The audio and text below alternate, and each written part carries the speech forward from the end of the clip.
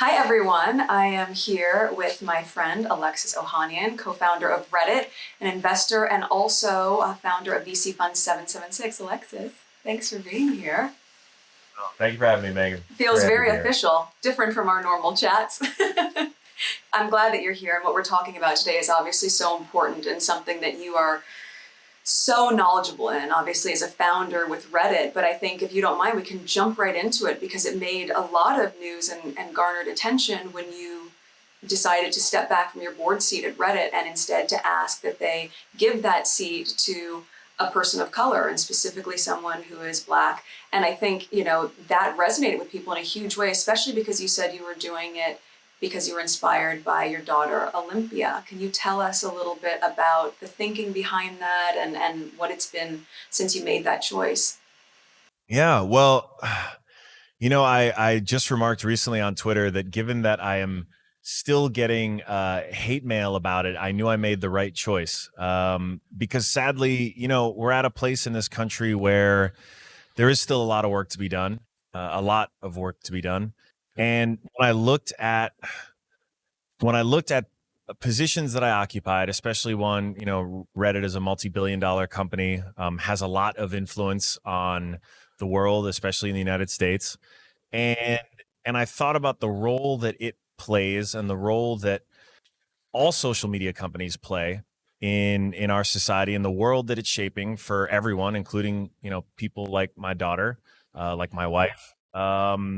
I knew that I had a responsibility to be able to answer her when she asked me in 10 years, when she's a snarky teenager, what I did to help be a part of making things better for her. And I'm happy to see that since that resignation protest, Reddit started making a lot of changes to improve the content, banning a ton of communities really built around hate and starting to enforce more seriously a lot of these policies. I know there's a lot more work to be done, and I hope that this is really a first step for me to try to just be more deliberate in the work that I'm doing, and frankly more effective in the work that I'm doing to create a better future for my daughter and lots of other people who look like her. Um, because frankly, it's going to mean a better outcome for all of us. Yeah. And so I actually have kind of selfish motivations for that too. Companies are going to be more successful the more diversity they have, because that means a broader range of ideas. We're seeing more and more studies that show just how healthy that is for boardroom conversations all the way down to the most junior employees to have those diversities of thought and experience. And frankly, this is long overdue. I've been heartened when I have seen other people in similar positions who have stepped down to create opportunities for people of color. I still, don't have to look too hard to see there's a lot more work to be done. And I'm happy to sign myself up for that because I owe it to a lot of people, and I'm ready for the challenge. Well, one of the things that you had said, actually on the heels of a piece that my husband had written for Fast Company, you wrote "Leaders Lead," and I think that's what you're doing. Thank you for saying that about the work that he's doing. This is something obviously we're both really passionate about, but that's what you're doing. You are leading by example, and I think, I'm sorry to hear that you're still receiving hate mail. I know we have shared experiences in being in interracial marriages and, raising small children who are of mixed race and how that plays into that. But I think, to touch on what you were saying earlier, what do you think that we're losing in a broader sense when we don't have that level of representation, not just in the companies themselves, but in what the content is and how it's being shared? I mean, you touched on it there about the diversity, not just of color, but the diversity of thought. All of that is so key. And I think perhaps you can address for people the damage that it actually does in the absence of that. Yeah. I think, we're having quite a year in 2020. And I think this has absolutely been a year of reflection. And it's one that I think will continue for many years to come. And in particular, if we look at the platforms and specifically in technology and in social media that have shaped so much of how we live, how we work, how we play, how we get informed, everything. you look at all of us who created those platforms, and there is a common thread among all of us. We all look the same. We all had very similar education experiences and backgrounds. And the way that has now played out and manifested 15 years later is the culmination of, frankly, a lot of blind spots. And I say this, knowing that there's a generation of CEOs who I meet now who are sort of the version of me, but 15 years later, fresh out of college, starting something that they know one day will be, or really truly believe will be a world-changing type company, who have so much more perspective than I did. Who it goes without saying, more often than not, also don't look like me. But even if they do, have much more perspective on it. And what they're realizing is, when we talk about culture within an organization, people and culture, I think a lot of people originally thought of as just being like a rebrand of HR, human resources. But what we are now seeing crystal clearly is that smart investments in people and culture early. And that means thinking deliberately and intentionally about the values you want to create at a firm, thinking about the way you want to do hiring, the way you want to do onboarding, the kinds of environments you want to create for employees to feel welcome and feel included and feel a sense of belonging. Those pay huge dividends over 5, 10, 15 years when you get them right, because it means your retention is higher. It means it's easier to bring on and recruit top talent. And it means that you have more voices in the room when you're making even simple product decisions, because you have different perspectives. You have someone who can actually say and is empowered to say, or ideally is in a position of power to say, we need to build this differently because this just won't work for me or people who look like me, because of some unintended consequence that well-intentioned people just won't see. And I'm excited because, like I said, at the end of the day, there is a strong capitalist reason to want this, aside from the obvious societal one. And as more and more companies realize that and are able to show that this is not just the right thing to do from a societal standpoint, but the right thing to do from a business standpoint, I think it really starts to get momentum.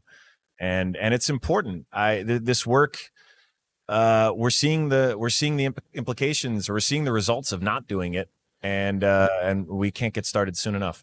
Well, and I think also, as you remember, Harry and I just convened a small gathering just a month or so ago, and you weren't able to make it, unfortunately, but in your absence, you recommended someone to come in your place.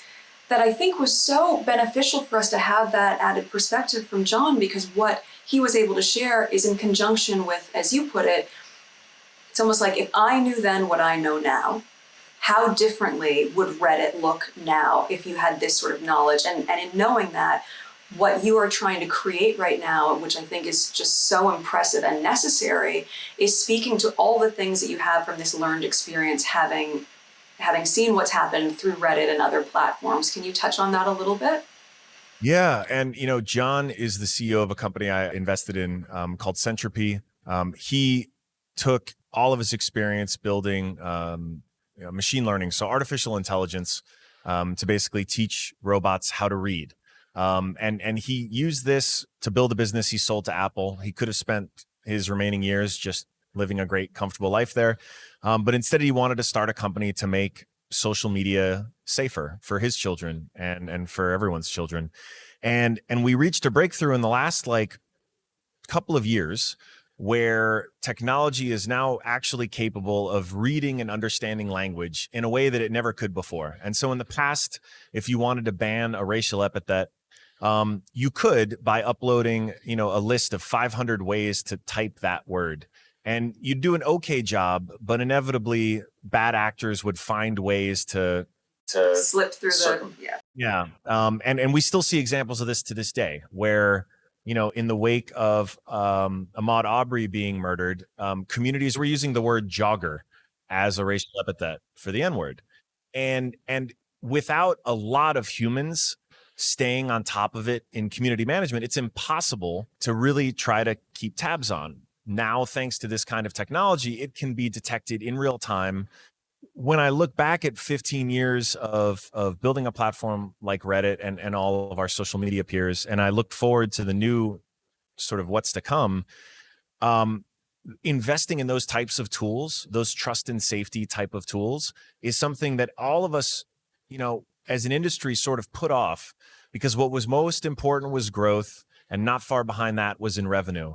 And what we are realizing now is those two really important things are actually very much tied to the toxicity of our platforms. People actually do churn out once they have enough bad experiences. There's actually a business reason to intervene when those harassment situations happen, when that toxicity starts to build up.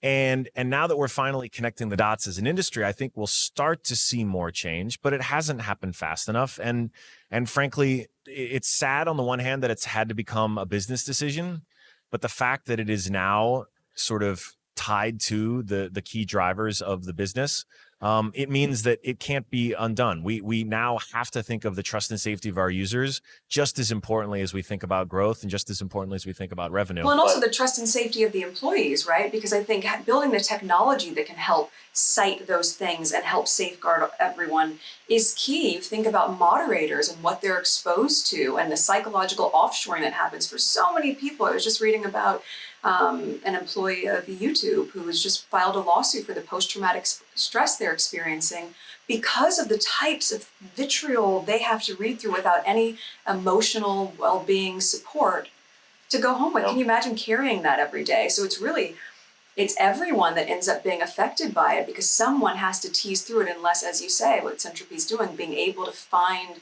the technology that can help keep all of us safe in that. That is right. And it is a toll that we are only starting to recognize. And you're right, a lot of companies in the past have literally offshored this to other countries. And some of that work is being done by Americans, but regardless, it's being done by human beings who, you're right, pay the mental and emotional toll of looking at awful content day in and day out. And the only, I'll say the one silver lining on this is the number of reasonable, decent people far exceeds the vitriolic, awful people. I if anything, I still do have more hope than ever in decent, good people.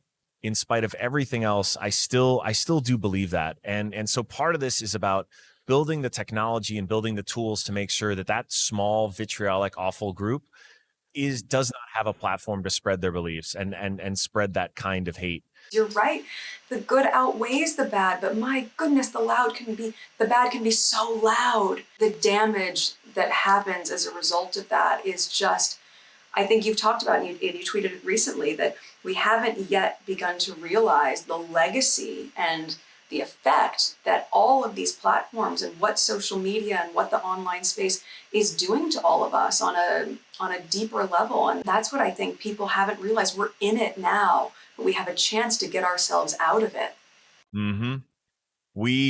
I was a history major at UVA, and I studied post World War II, sort of post-war Germany, the denazification process, basically, that both West and East Germany went through.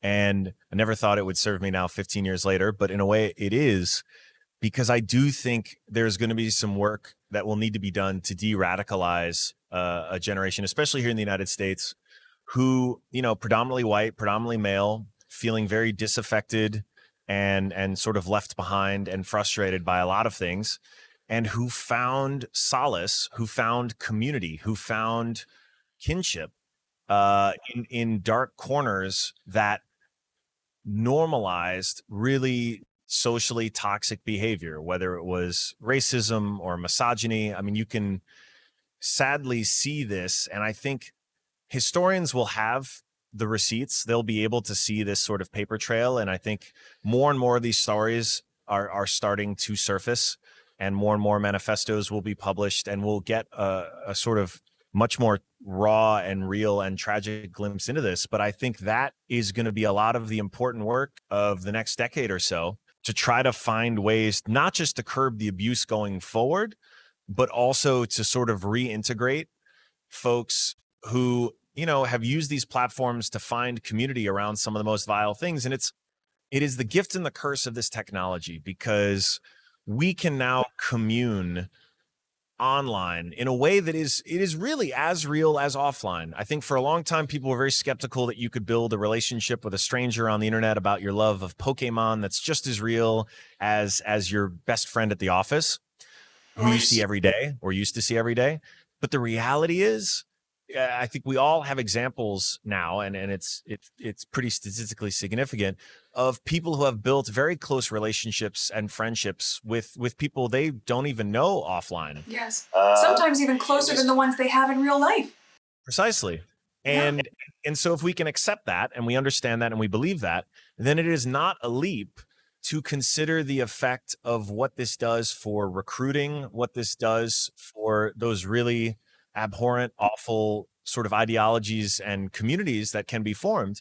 Because yeah, it's a great thing and we should celebrate it when you find someone else who loves Pokemon as much as you do. That's great. Like, and and there are plenty of things that are either as benign as Pokemon or as wonderful as, being in a community where being out is a problem and finding an LGBT community online that you can speak to truthfully and candidly and openly. And so there's that spectrum.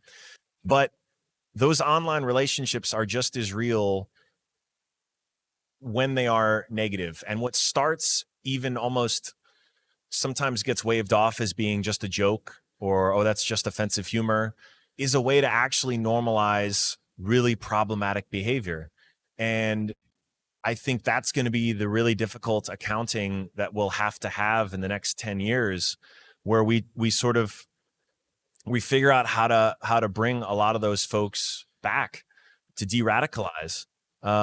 Because these are, we talk a lot about the propaganda and the misinformation. But this is the beer hall, and it's not, 80, 90, in the 30s, that beer hall was somewhere that you could go on a Tuesday night to sort of, build that community and create that toxicity.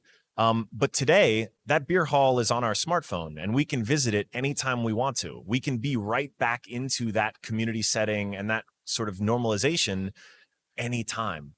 Well, and I think to your point as well that, I was reading this piece in the Wall Street Journal, I'm sure you saw it was months and months ago, but one of the statistics that they shared was on Facebook, 64% of people who are joining extremist groups are joining it because it's recommended to them. So when you think about your own user experience of going online and your experience is being shaped by something that is pushing you in the direction that you may have not even been looking, but you're vulnerable or you're bored or you're craving community, whatever it is, that one thing then opens this gateway to so many other things that takes you down a path that you weren't even intending to go. But as you're saying, the adverse effect of that is tremendous. And I think, for us to be able to really, we were talking about this earlier, harness how do we now reframe this space for good? How do we use all of the positive stuff that is part of the online space and try to create community that is really focusing on that and empowering people in that vein as opposed to this vitriol that we're seeing? And I think just, as we sort of wrap up, one of the things that I would ask you is a lot of the sort of washing of the hands that comes up and the lack of accountability is from the space of, well, what really is hate speech? Which I don't think that's in question, but that does come up for a lot of people. Or how does a content moderator know if that's just a joke, as you were sort of suggesting some people say, or if that's true? And how you monitor that in a way and to keep everyone who's on those platforms safe and not taken in the wrong direction. Yeah. Well, I'll stretch the beer hall analogy a little further, which is to say, I love a good beer. So, if I own a beer hall, I ultimately get to decide what my beer hall policy is. And that beer hall policy can be stricter than the policy of, let's say, the country the beer hall is in. And I can say, actually, no, the kind of environment I want to create at this beer hall is this, that, and the other. And that is the ultimate responsibility of a private business, right? Free speech laws obviously vary country to country. But if we just start with the United States, we have a framework created by the government, which is designed to be sort of among the most free possible. But as a private company, as an owner operator of a beer hall, we actually get to decide, no, buddy, you've had enough to drink. Like, we don't want you to be here. Or like, we don't want your group organizing here. This is just not why we built this beer hall. We got a lot of people who patronize this beer hall, and we've just decided you're some of the folks we don't want to serve anymore. That is fully within the rights of a private business. And for too long, it will never suffice to simply say, oh, we're just a platform. Because we know just how much of an impact it has. We know how much it actually informs how much of media is in the name social media. So I don't know how that worked for so long. Like, no, you can't say platform when you're actually calling yourself a social media site. Like, it's in the name. It's media. And there's responsibility with that. There's responsibility in media. There's responsibility in journalism. You're responsible for what is being pushed out there, just like in broadcast. But somehow the platforms have created a space where they are not subject to that same sort of jurisdiction, and it's troubling. But you're right. I mean, I'd like to be at your beer hall because it sounds like a good, happy, positive place. And it turns out that beer hall actually would be really, really popular because the vast, vast majority of people don't want that in their beer hall, so to speak. And that the owners would still make money. That's the thing. And that the business is still successful. Yes. And in fact, would be more so because people are more engaged. And it's the only other sort of point I'll make sure to make here is it's also worth pointing out, while often it's said, well, look, these communities can still organize elsewhere. And that's true, right? The internet itself is an unregulatable entity. But there is a huge difference that is made when platforms either explicitly or implicitly basically co-sign these communities. And so, like, and this is something, that I think we'll ultimately be getting more and more scrutiny even at a government level. But right, there is an impact that it has when you're used to, you're scrolling through a news feed of, oh, cute photo of your nephew, oh, my uncle just got a promotion, and then, oh, some weird some racist conspiracy theory. And that normalization, it's different if you've got to go to jankyurl.com to find. It's a really good point. That you, as a user, you feel like, I think we far too often separate online, offline. Like, they're actually more similar than we realize. And so it's the difference between opening up that sort of civilized newspaper or watching that sort of typical news station and then seeing, family photos and then craziness. It, in a way, it conflates it. You're right. Craziness. You're absolutely. Right. Yeah, you're absolutely right. And that has another role to play in it. And it's one where, like I said, I think we'll be spending a lot of time working to undo and fix a lot of this stuff. I'm grateful for the work, obviously, that you and Harry have done, and I know we'll continue to do, because it's just, I don't know. I'll admit, it's, on the one hand, it is disappointing to know that so much of this perspective I only really got once I married, well, started dating, but then certainly once I married my wife and once we had our daughter, it leveled it up to another place where, I mean, we talked about this often. I've had so many moments in my life where I was given the benefit of the doubt, where I never felt unsafe, where I always felt heard, where, like, I did not realize until I was in a relationship with someone who has achieved as much as she has and still regularly deals with this in painful, frustrating ways. And as a husband, you just get outraged. And then especially now in the role as a father, I just can't help but want to create a world that is just fair to my daughter.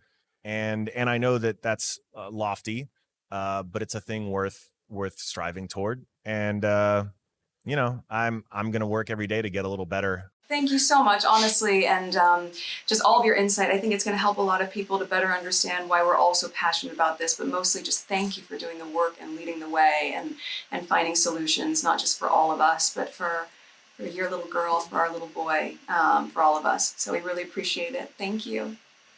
Thank you for having me.